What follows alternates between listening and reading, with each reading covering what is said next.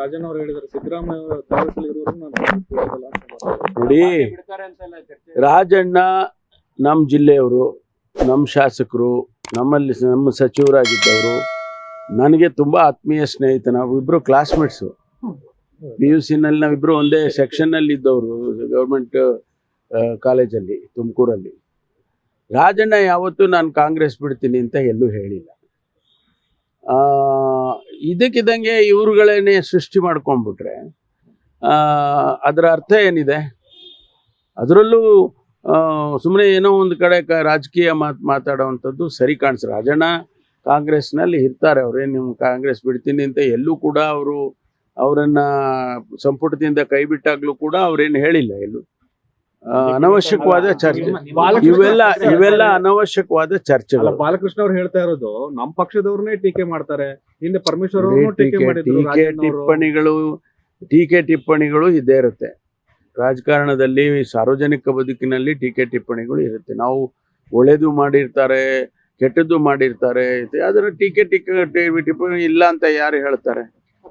ಎಷ್ಟೋ ಸಾರಿ ಈಗ ನಮ್ಮ ಮೇಲೆ ದಿನನಿತ್ಯ ಟೀಕೆಗಳು ಬರ್ತಾ ಇರುತ್ತೆ.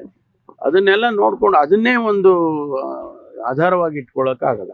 ಅಧ್ಯಕ್ಷರ ಆಯ್ಕೆ ವಿಚಾರದಲ್ಲಿ ಅವರು ಪಕ್ಷ ನಿಷ್ಠೆಯನ್ನು ಮರೆತು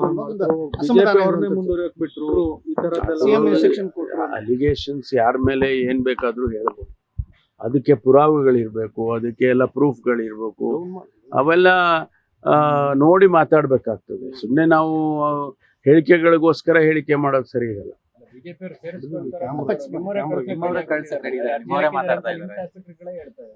ನೋಡಿ, ನಾನು ಹೇಳಿದ್ನಲ್ಲ, ರಾಜಣ್ಣ ಈಗ ಕಾಂಗ್ರೆಸ್ ಬಿಡೋದಿಲ್ಲ ಅಷ್ಟೇ. ಯಾಕೆ ಸರ್ ಮತ್ತೆ ಬಾಲಕೃಷ್ಣ ಅವರು ಬ್ರೈನ್ ಮ್ಯಾಪಿಂಗ್ ಮಾಡಿದ್ರೆ ಗೊತ್ತಾಗ್ಬಿಡುತ್ತೆ ರಾಜಣ್ಣ ಅವ್ರಿಗೆ ಅಂತ ಈ ತರ ಅದಕ್ಕೆ ಉತ್ತರ ಯಾರು ಕೊಡ್ಬೇಕು? ಅವ್ರವರೇ ಕೊಡ್ಕೋಬೇಕು. ನಾವು ಮಧ್ಯದಲ್ಲಿರೋರು ಮೂರನೇವ್ರು ಹೋಗಿ ನಾವು ಉತ್ತರ ಕೊಡಕ್ಕೆ ಆಪ್ತರಾದ್ರೆ ಹಂಗಲ್ಲ. ಅದಕ್ಕೆ ಹೇಳಿದೆ ನಾನು, ಆಪ್ತ ಆಗಿರೋದಕ್ಕೆ, ನಮ್ಮ ಜಿಲ್ಲೆಯವರಾಗಿರೋದಕ್ಕೆ ಅವ್ರ ಪಕ್ಷ ಬಿಡೋದಿಲ್ಲ ಅಂತ ಹೇಳಿ. ಏನೂ ಆಗಿಲ್ಲ. ಯಾಕಾಗ್ತಾರೆ? ಒಬ್ಬಂಟಿ ಪಕ್ಷ ಇಲ್ವಾ? ಕಾಂಗ್ರೆಸ್ ಪಕ್ಷ ಇದೆ, ಅದಕ್ಕೆ ಯಾಕೆ ಒಬ್ಬಂಟಿ ಆಗ್ತದೆ? Thank you.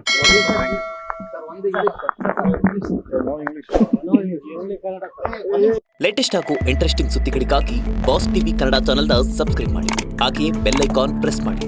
ಇದರ ಜೊತೆಗೆ ಫೇಸ್ಬುಕ್, ಇನ್ಸ್ಟಾಗ್ರಾಮ್, ಎಕ್ಸ್ ನಲ್ಲೂ ಮಿಸ್ ಮಾಡದೆ ಫಾಲೋ ಮಾಡಿ.